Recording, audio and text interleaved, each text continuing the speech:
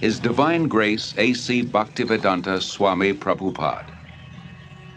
The movement he started is now known to millions around the world, yet he himself remained in the background. Without personal ambition, he worked humbly to spread Krishna consciousness, devotional service to the Supreme Personality of Godhead. Yet his achievements and personal character did not go unnoticed. The world's leading scholars and religionists praised his unique contribution, and thousands grew to love him as their dearmost friend and well-wisher. In his memory, his disciples erected a stunning memorial in the hills of West Virginia, now visited by 500,000 people a year. In this and many other ways around the world, Srila Prabhupada is offered expressions of love by those whose lives he most deeply touched.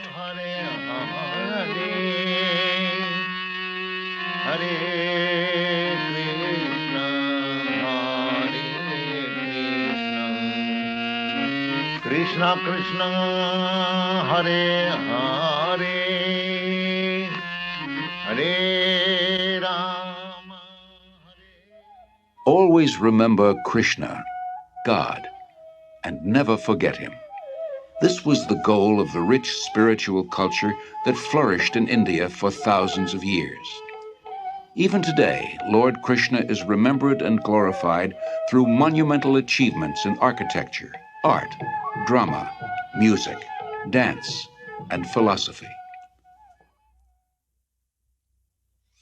Calcutta, 1896, the capital of India, the crown jewel of the British Empire, an elegant city of wide avenues and spacious parks. It is here that Aboy Charanaravinda Bhaktivedanta Swami is born. A pure devotee of Krishna from birth, Aboy Charan is raised in a well-to-do mercantile family. From infancy, he goes with his father to the Radha Krishna temple, and at age 4, the child spontaneously begins worshiping similar deities in his home. When Aboy Charan hears of Ratha Yatra, a traditional festival in honor of Lord Krishna, it further inspires his natural devotion. With his father's help, every year he holds his own small celebration, drawing the neighborhood children into the festivities. At age 8, Aboy Charan enters the nearby Mati Lal Seal School. After graduation, he attends Scottish Churches College, one of the most respected in Calcutta. At the time, Mahatma Gandhi is organizing his countrymen in a nationwide boycott of everything British. Gandhiism is surging through India, uniting her in a massive non-cooperation movement. Sensitive to British subjugation of India's culture and people, Aboy Charan becomes an early supporter of Gandhi's movement. But 1922 marks a turning point in Aboy Charan's life. He meets Srila Bhaktisiddhanta Saraswati Goswami, the greatest devotee of Krishna of his time. Srila Bhaktisiddhanta belongs to the disciplic succession of spiritual masters extending back to Lord Krishna himself. He convinces Aboy Charan that Krishna's spiritual message transcends India's dependent position. Nothing is more important. He requests Aboy Charan to spread Krishna consciousness in the Western world. Aboy Charan hears and is deeply impressed. By this time, Aboy Charan has a growing family. He moves to Allahabad and starts a successful pharmacy. All the while, his spiritual master's words remain implanted in his heart. In 1933, he becomes a disciple of Srila Bhaktisiddhanta, who comments, "He will do everything in due time." 3 years later, Srila Bhaktisiddhanta leaves this world, after again requesting Aboy Charan to preach in English. Aboy Charan takes his words to heart and starts writing prodigiously. In 1944, he single-handedly begins publishing and distributing Back to Godhead, a fortnightly. The first issue addresses the crisis of war. The Second World War within 20 years is scourging the earth. Back to Godhead points out that people throughout the world want an end to war. But so often they want God's kingdom without God. and they cannot have it. All our plans will be doomed to failure by our own selfishness unless we turn to God. After the war, Aboy Charan moves to Jhansi and founds the League of Devotees. He prepares a charter for an international organization, its members dedicated to a peaceful, God-centered life. Acharya Prabhakar, his first disciple, remembers. शिक्षा लेने के लिए, दीक्षा लेने के लिए उन्होंने प्रश्न किया. He was always teaching Krishna consciousness, and people came to him for knowledge. After hearing from him, many wanted to become his disciple. He told them, I can make you my disciple, but first you please chant the names of God and give up cigarettes, meat-eating, illicit sex, and gambling. But few people would agree to give up these habits. Then he said, Indians are imitating the Westerners. I will make disciples in the West. Then when the Indian people see Westerners following religious principles, they will also follow. Following tradition, at age 58, Aboy Charan retires from family life, and 5 years later accepts the renounced order. He is now known as A.C. Bhaktivedanta Swami. He lives alone in the historic medieval temple of Radha Damodar in Vrindavan, engaged in deep studies and writing.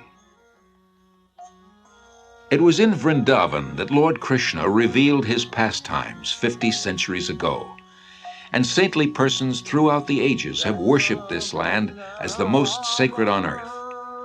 Unlike other holy men who live there, Bhaktivedanta Swami is not thinking of retiring. For him, Vrindavan is a source of inspiration, an ideal place to chant, worship, and write. Here he begins work on his life's masterpiece, translation and commentary on the monumental devotional classic Srimad Bhagavatam. Bhaktivedanta Swami calls it a cultural presentation for the re-spiritualization of the entire human society. But often he leaves Vrindavan to print his magazine and books in nearby Delhi. Traveling takes time and tolerance, but Bhaktivedanta Swami accepts it as part of his spiritual mission to broadcast devotional service to Lord Krishna. He writes, Our leaders have carefully set aside the treasure house of India's spiritual asset, and they are imitating the Western material way of life. But people are more unhappy than ever before because of the exclusion of the most important part of life, the spiritual aspect. In Delhi, Bhaktivedanta Swami personally distributes copies of Back to Godhead, and with small donations, struggles to maintain the publication.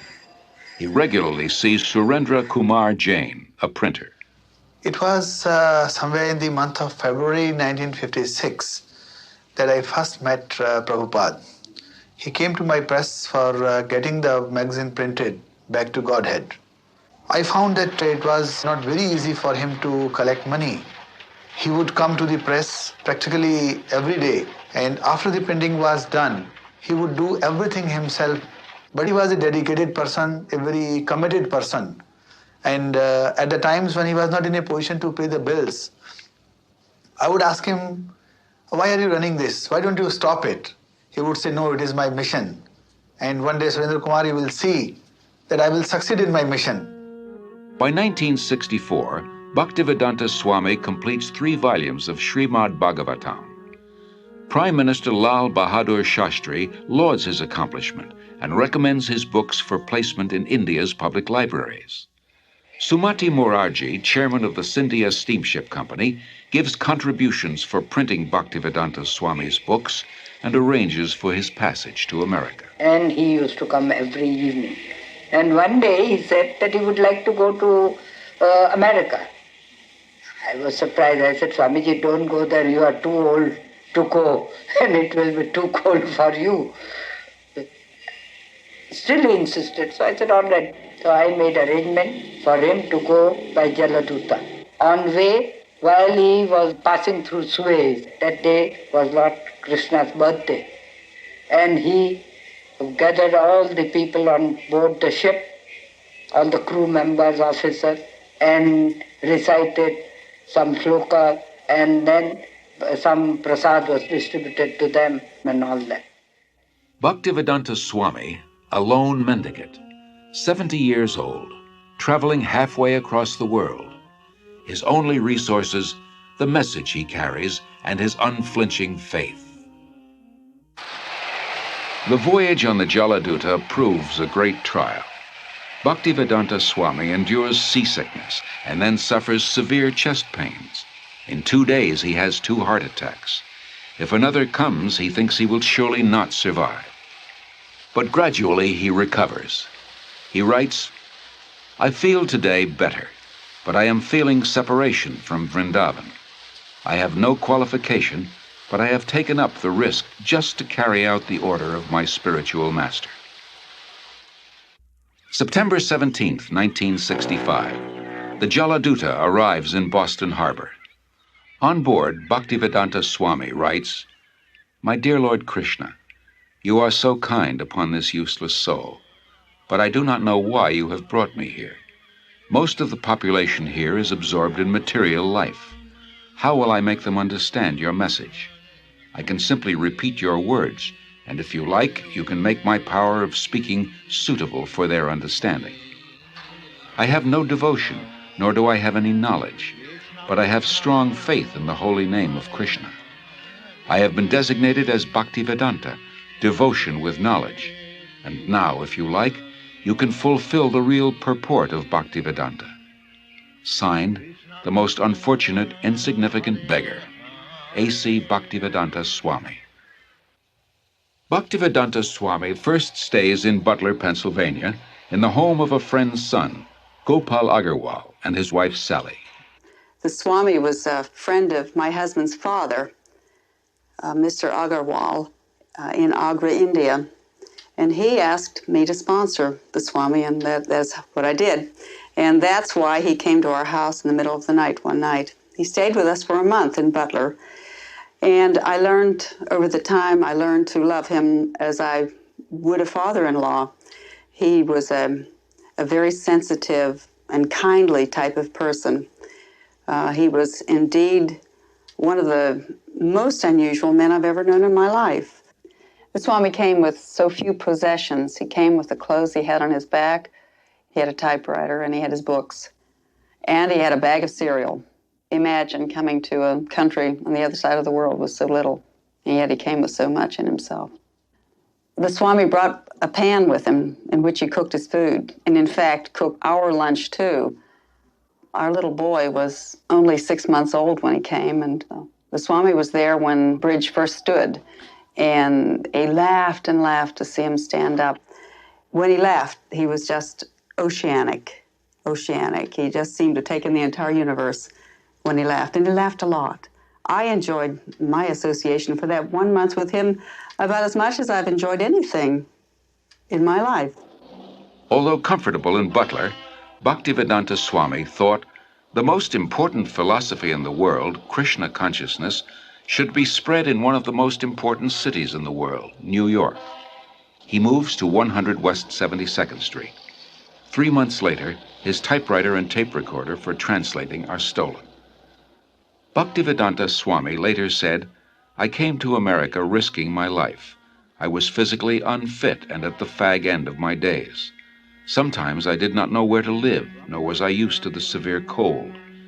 Seemingly, I was alone for 1 year, but I never felt alone. I always felt the presence of my spiritual master, so I did not lose my enthusiasm, despite all difficulties."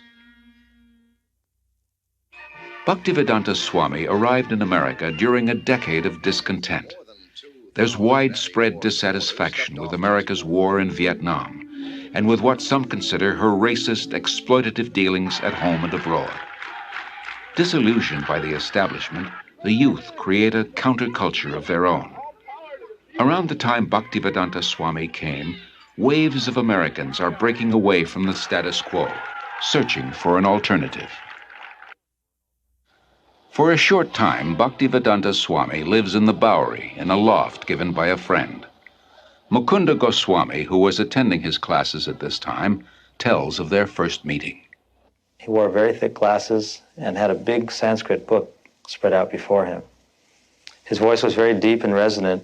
He spoke with great authority, and the Sanskrit shlokas he spoke were very beautiful, very melodious. He was obviously a very distinguished scholar, and I became very curious, almost astonished as to how someone of his stature, he looked very much like an aristocrat, could be living and residing in the Bowery, the Skid Row of New York. And afterwards, I approached him to speak. I was standing, and he was sitting on his small dais, so he was looking up at me, and he had the look of a very happy, innocent young child. And I could see that he actually had all the time in the world for me. He wasn't short of time. I asked questions, he would answer. Then after some time, he moved to a somewhat better neighborhood on 2nd Avenue. We helped him rent a small storefront there, and he had an apartment in the back. And within a few weeks' time, this little storefront on 2nd Avenue, on the Lower East Side of New York, which was then populated by thousands of young hippies, had been transformed into a beautiful Krishna temple. Allen Ginsberg, I remember, began to come at that time.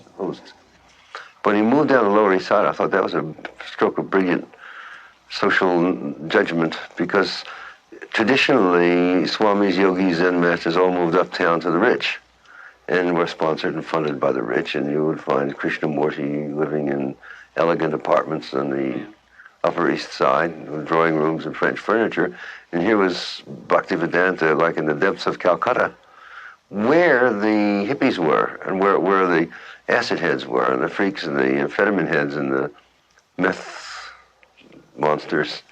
So it seemed like he was actually bringing some kind of ray of song and light to the right place, the lower depths where it was needed. And where, of course, the Lower East Side was the intellectual center in certain respects, in art and in advanced spiritual vibrations, particularly in the 60s. So it seemed historically just move on his part.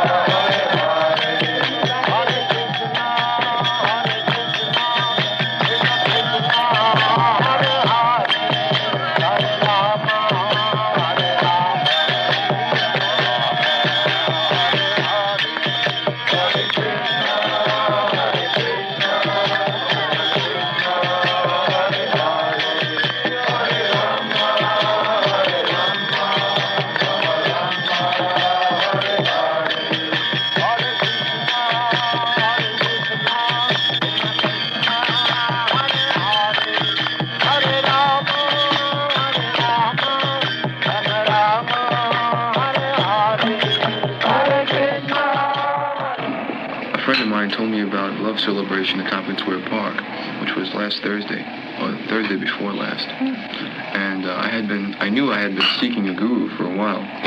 So Krishna sent me there, and I was there. And after meeting some of the initiates, I knew that the Swami really had to be into something. I came here in America in September 1965. I was wandering in the street, and some of the boys saw me, and gradually they came to me. My mission is to preach the philosophy of Lord Chaitanya, chanting Hare Krishna, Krishna Krishna, Hare Hare, Hare Rama, Rama Rama, Hare Hare. This transcendental vibration will cleanse the dirty things of the mind. It doesn't matter what he is. This transcendental vibration is equally appealing to everyone without any question of language, nationality, creed or caste, because it is coming forth from the depth of the soul. Krishna was all along preparing something, Bhaktivedanta Swami later wrote, and he brought you to me one by one, sincere boys and girls, to be trained in Krishna consciousness. Now I can see that it is a miracle. Otherwise, one old man with only a few books to sell for barely getting food, how could he survive, what to speak of introducing a God-conscious movement in a materialistic society? For Bhaktivedanta Swami, these are happy days. Singing and speaking with the vigor of a young man, he brings the Hare Krishna movement into the public eye by chanting in the parks, by distributing Back to Godhead magazine, by holding free Sunday love feasts. Many are attracted. His hopes for the future expand without limit. The Hare Krishna movement has taken root.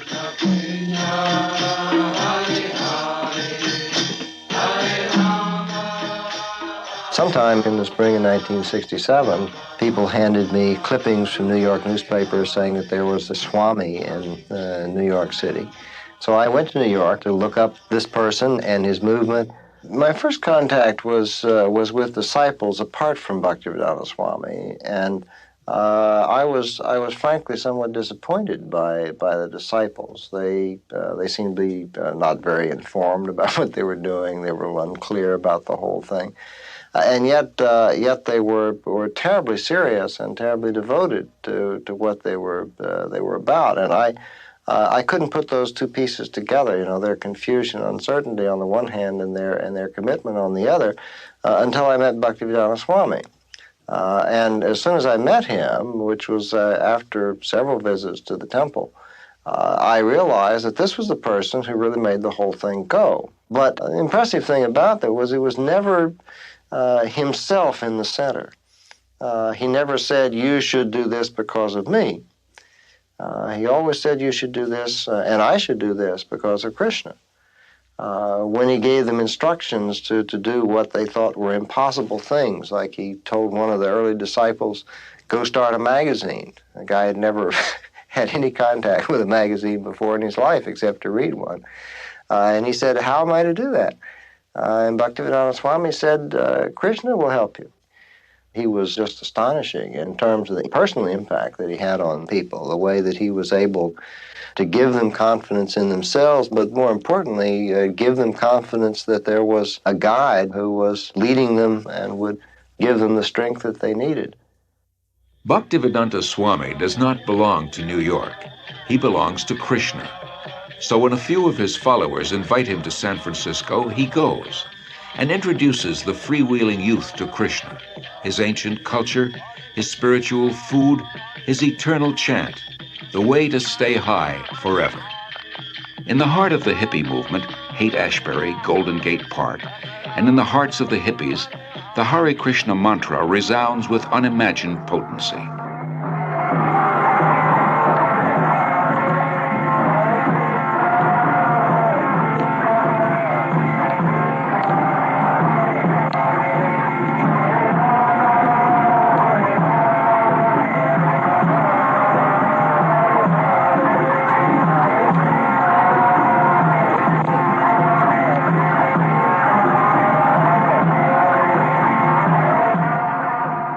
As in New York, Bhaktivedanta Swami gathers sincere followers.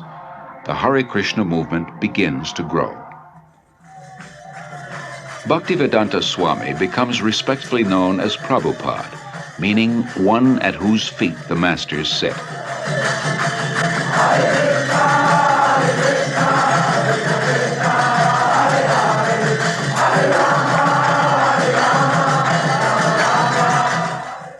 From Montreal, Prabhupada sends 6 disciples to open a temple in London. Yamuna Devi Dasi remembers. So we went to London that fall, and although we had no permanent place of residence and we were completely dependent on Krishna, somehow or another, by the enthusiasm that Srila Prabhupada had given us in Montreal, we were able to make contact with George Harrison, who was a member of the Beatles at the time. And he was such a pleasant person to be with. He so much appreciated the Hare Krishna mantra that he immediately said, let's make a 45 record. So we'd cut a record, and he was very pleased with it, did a little background music on it, and it was released, and Apple organized tours for us. We went to Germany and France and had television coverage. And in this way, the London Times wanted to do, the Sunday Times wanted to do a feature on us, and we were able to send the report back to Srila Prabhupada with the headlines, Krishna Consciousness Startles London. As people come to him, convinced of the Krishna conscious philosophy, Srila Prabhupada accepts them for initiation, not on the basis of birth, as in the rigid Hindu caste system, but on the basis of qualification and sincerity.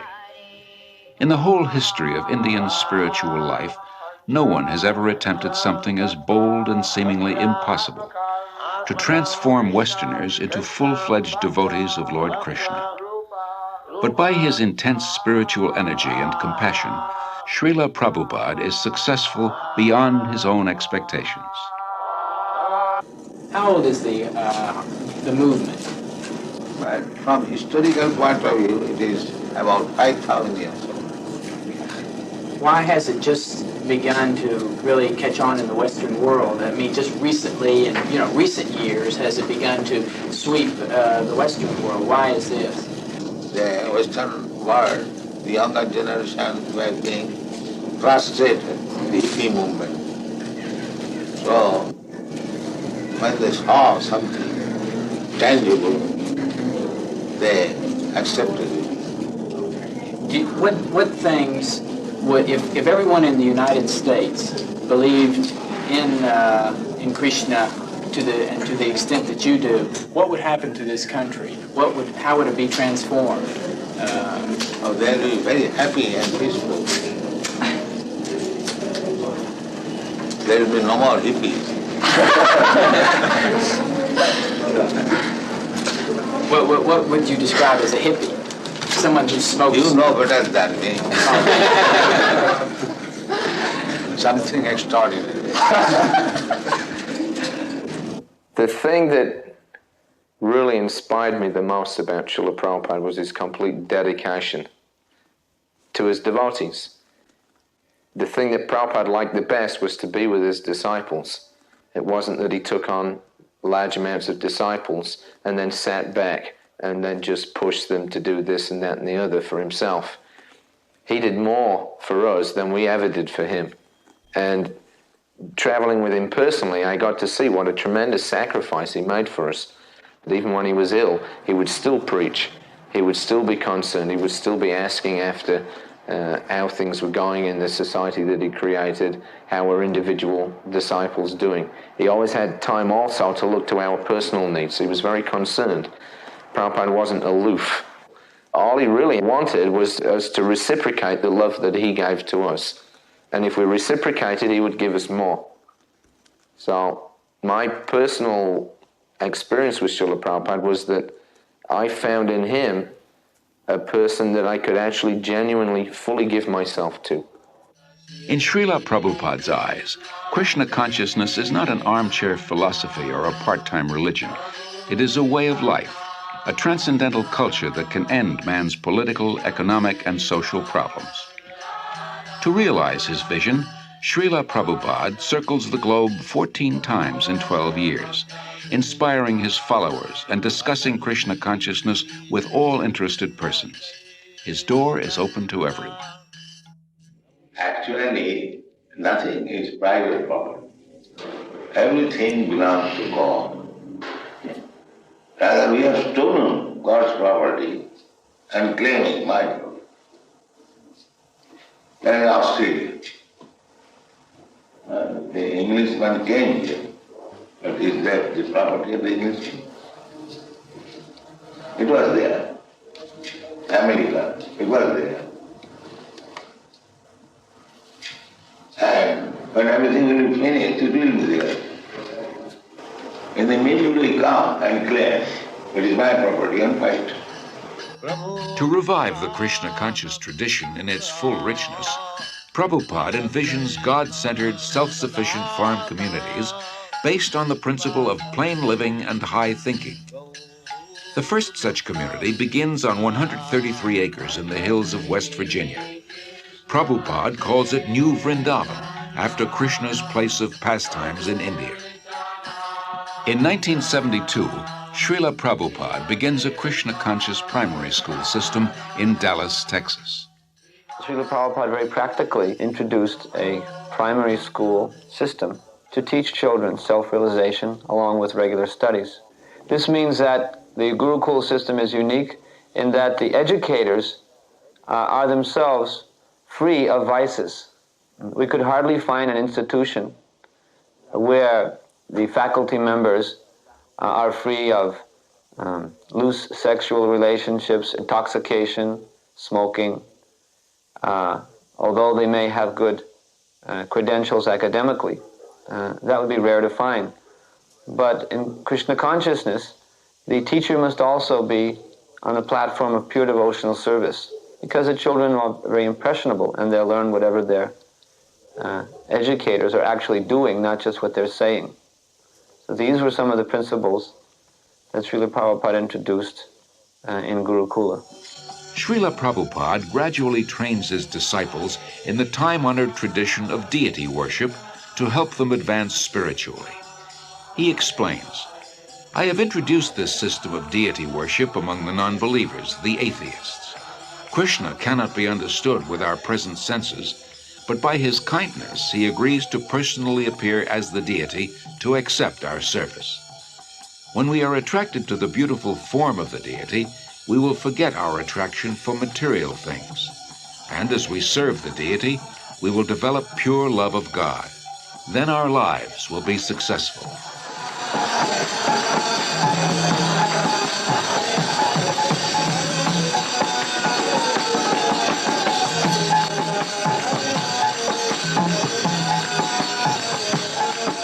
In Melbourne, Australia, Srila Prabhupada worships Lord Chaitanya, a divine incarnation of Krishna. By Chaitanya Mahaprabhu's mercy, we have installed the deity here in your country. You are very fortunate that Chaitanya Mahaprabhu has come to your country to teach you how you become free of all anxiety. This is Chaitanya Mahaprabhu's mission.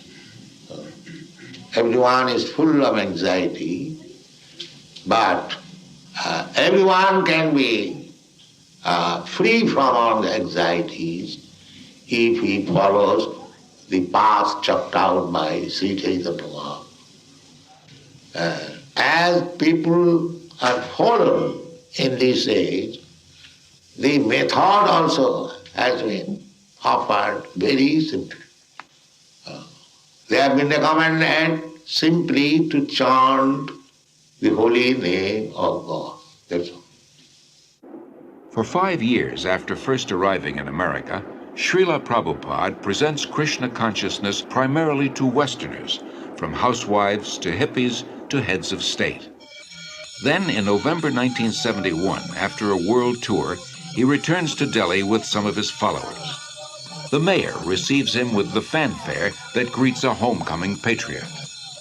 Prabhupada quotes Lord Chaitanya, "It is the duty of those born in India to benefit others by spreading Krishna consciousness. This is India's greatest glory, her unique gift to the world." 30,000 Indians gather nightly at the Delhi fairgrounds to see the Western devotees and hear Prabhupada speak.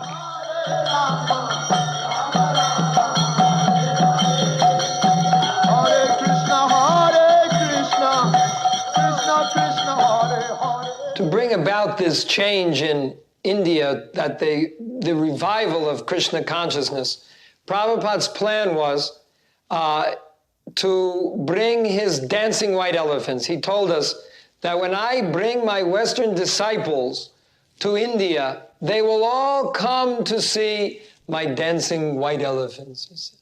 So we were actually very fond of being Prabhupada's dancing white elephants. We took that as the special mercy of Prabhupada on us, that we could be his dancing white elephants and help him in any way we could to preach Krishna consciousness in India.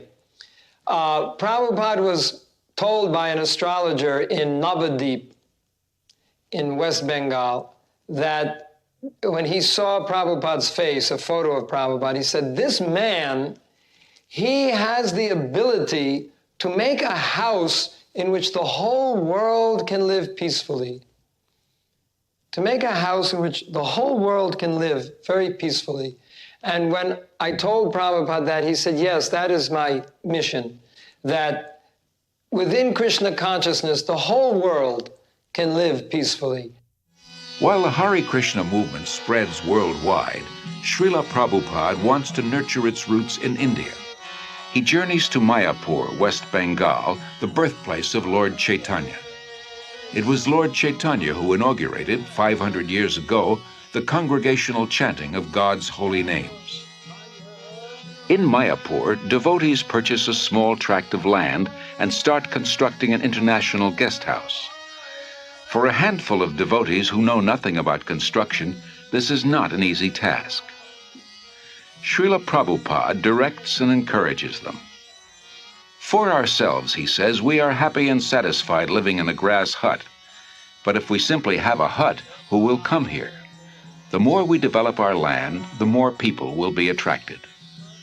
Prabhupada plans to build a temple of understanding to house the world's largest planetarium, and around it, a spiritual city with schools, shops, farms, and many temples for worshiping Lord Krishna.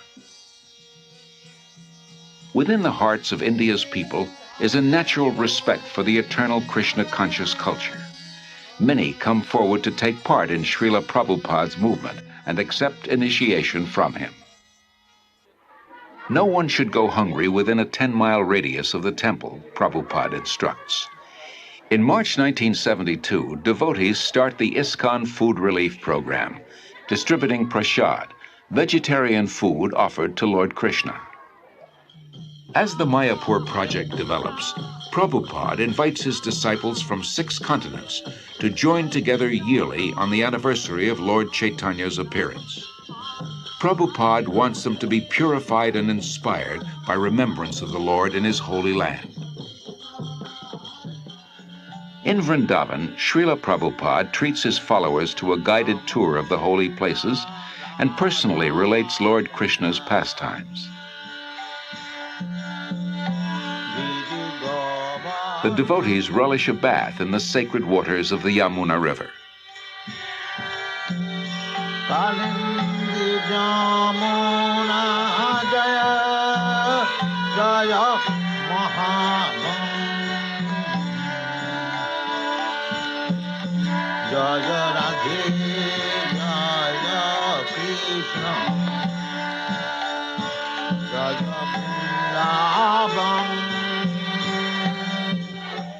Prabhupada acquires land in Bombay, India's most cosmopolitan city. Although he has only a hut for a temple, Prabhupada envisions an international cultural center. His ambition is to give as many people as possible access to the nectar of transcendental life, whether through philosophy, service, or spiritual food, so that everyone can become happy, hopeful, and peaceful. Dr. N.D. Desai, a leading Bombay industrialist, recalls. From 1971 through 1977, I must have met Prabhupada many, many times. And each time I met Prabhupada, I would try to find fault with him. And even I would try to make him angry, or I once even tried to find out whether he was greedy. I just couldn't find any fault with him. In fact, in matter of business life or daily life, we do try to see the weakness of the other person, and sometimes we try to, as a businessman, try to take advantage.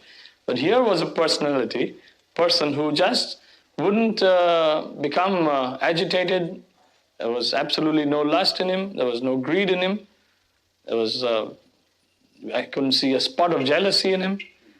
And then I realized, after 6 years of that he was a very empowered, divine person. Gradually, Srila Prabhupada says, I am seeing all my dreams being fulfilled. In Bombay, a spacious marble temple, a theater, a restaurant, a library, and a twin-towered 7-story hotel. In Mayapur, the planned spiritual city develops. Hare Krishna, Hare Krishna, Krishna Krishna. In Vrindavan, the popular Krishna Balaram Temple, an international guest house, and a secondary school. Prabhupada sees his society grow into a worldwide confederation with more than 100 temples, restaurants, institutes, schools, and farm communities. 500 years ago, Lord Chaitanya predicted that one day the holy name of Krishna would be heard in every town and village of the world. By the mid-70s, Hare Krishna becomes a household word. When I first met the first Hare Krishnas, I can remember how surprised I was, and really I wondered what this meant. The costumes and the chanting and the shaved heads appeared a little strange, a little bizarre to me.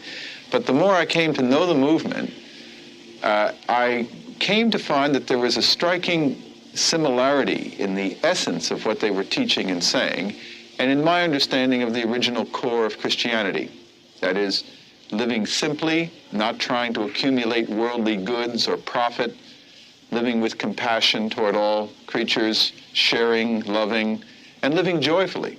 I am impressed with how much the teaching of one man in the spiritual tradition that he brought has impacted itself into the lives of so many people.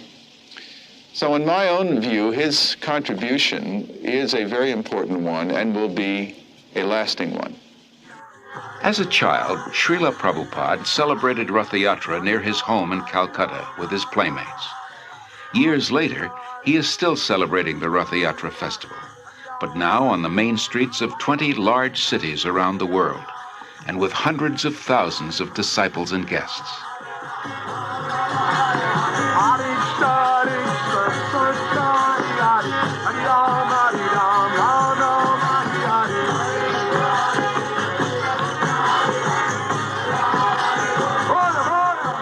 People follow, imitate Americans. I am traveling all over the world. Everywhere I see they're trying to manufacture this skyscraper building, imitating your country.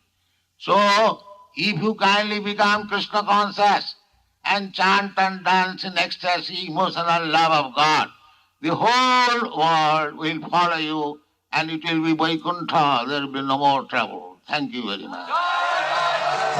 Hare Krishna, Hare Krishna, Krishna Krishna, Hare Hare, Hare Rama, Hare Rama, Rama Rama, Hare Hare, Hare Krishna, Krishna Krishna, Hare Hare, Hare Rama, Hare Rama,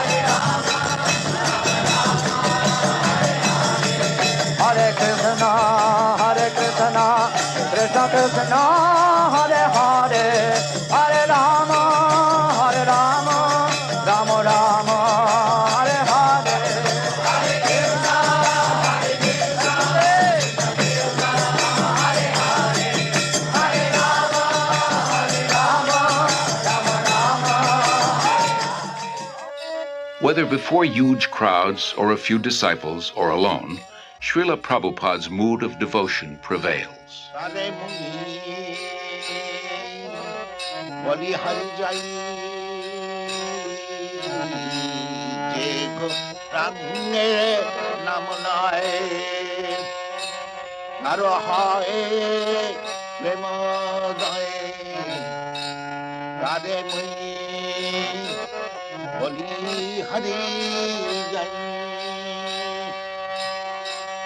Gauranga gulate jhure Nitalila tare jhure Gauranga gulate jhure Nitalila tare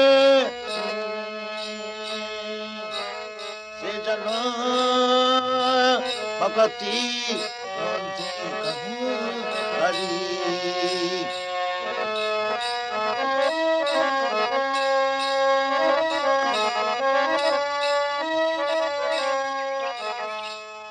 Wherever in the world he happens to be, Srila Prabhupada follows a regular daily schedule. In the quietude of the early mornings, he goes out for lengthy strolls and shares intimate moments with a small group of students and guests. Rejecting superficial and dogmatic thinking, he carefully guides his students to increased insight and understanding. After his walk, Srila Prabhupada greets the deities of the Supreme Lord, offers obeisances, and lectures on a verse from Srimad Bhagavatam.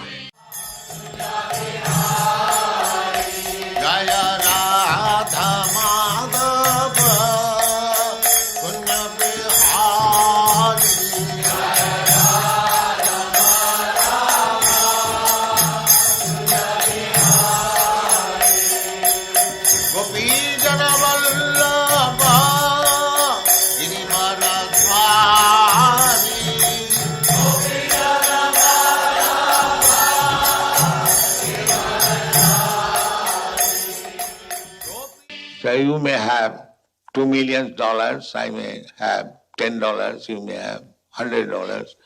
Everyone has got some riches. That is admitted. But nobody can say that I have got all the riches. That is not possible. If somebody can say that I have got all the riches, he is God. That is spoken by Krishna. Nobody has said in the history of the world. Krishna said, Bhoktaram Jaggathamasam Sarvaloko Maheswaram. I am the enjoyer of everything. And I am the proprietor of all the universe. Who can say that? That is God. In the afternoons, Prabhupada meets with guests, here in Los Angeles with scholars of religion. Your pride, your property, your family, your bank balance, your skyscraper building, all taken. Yes, finished. Got out. This is God. Now you understand God? To believe or not believe, God will come one day. He'll take you, take your everything and get out. That is stated in the Bhagavad Gita. Those who are not believer in God, to them I come as death and take away everything. Finished. That one has to believe. Yes, as sure as death. Then God is here. So unless one is madman, he cannot say there is no God. Anyone who denies the existence of God, he is a madman. Prabhupada, wouldn't it be better to say he's blind, he's stupid? Yes, the same thing. The mad is the sum total of all stupidity. Festival takes place. Wherever Srila Prabhupada is, he continues to write prolifically. Rising long before dawn, he spends hours translating and commenting on original Sanskrit and Bengali texts. Or sometimes they wash their hands and feet before entering the temple. His most significant contribution is his books.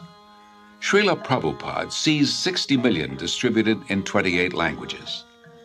Professors from dozens of major universities use them as standard texts and write appreciative reviews. He also did a very important work in introducing to the Western world for the first time the devotional philosophy of Sri Krishna Chaitanya.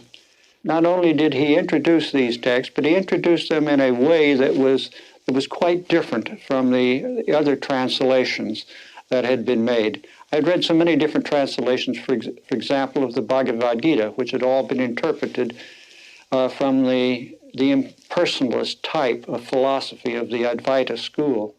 And here, you might say, for the first time was a truly devotional translation, a spiritual translation of the text, which I felt really came much closer to the true meaning and the purpose of the Bhagavad Gita. Established in 1972, the Bhaktivedanta Book Trust exclusively publishes Srila Prabhupada's works. It becomes the world's largest distributor of books in the field of Indian religion and philosophy. For Srila Prabhupada, The transcendental knowledge in these books forms the basis of the Hare Krishna movement, a movement prophesied to grow for the next 10,000 years. In 1977, despite his failing health, Srila Prabhupada continues traveling and teaching. February 1977, the world's largest pilgrimage, Kumbh Mela in Allahabad, India. Millions gathered to bathe in the holy Ganges. Although physically weak, Srila Prabhupada attends. His disciples perform kirtan and distribute books and Back to Godhead magazines. Practically from the very beginning, Srila Prabhupada gave us notice that he would not always be with us. Of course, it was only a few months after he opened the storefront on 26th Second Avenue that he became very ill, and he had that heart attack or whatever it was. And it seemed even at that time that he might leave then. And he warned us. He said, I am an old man. I may leave at any moment. The notice is already given. 70 that has already passed. So Prabhupada was never under any illusion that he would remain forever in this world with us. But he said, my instruction will remain. And he trained us from the very beginning to follow his instruction and to use our individuality to execute his instruction for the glorification of Krishna. Although his illness steadily worsens, Srila Prabhupada speaks nightly at a program in Bombay. In May, he journeys to Rishikesh at the foot of the Himalayas to try to regain his health. There, he continues to instruct his intimate disciples. Then in October, Srila Prabhupada returns to his old home, Vrindavan, to spend his final days.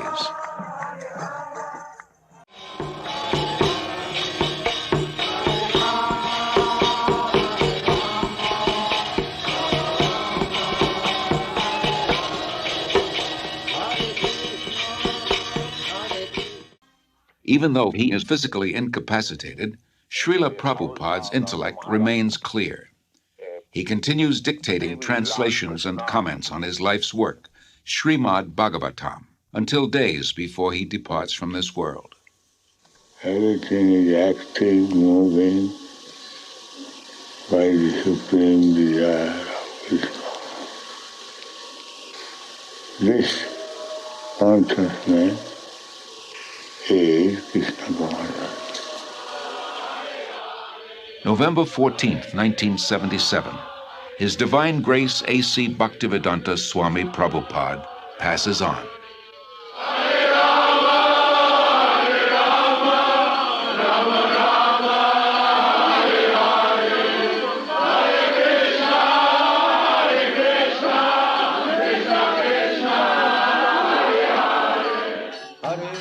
That divine personality who spoke on different subjects with thousands of meanings, who imparted knowledge in thousands of ways, and who inspired thousands of devotees, has now returned to his Lord, Sri Krishna.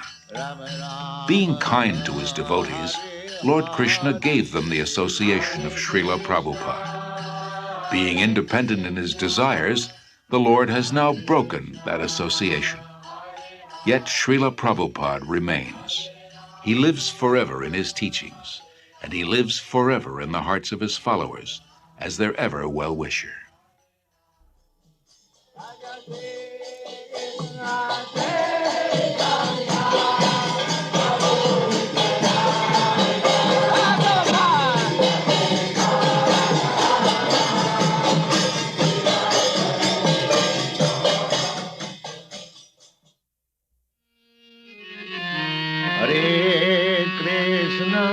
Hare Krishna, Krishna Krishna, Hare Hare, Hare Krishna, Hare Krishna, Krishna Krishna, Hare Hare, Hare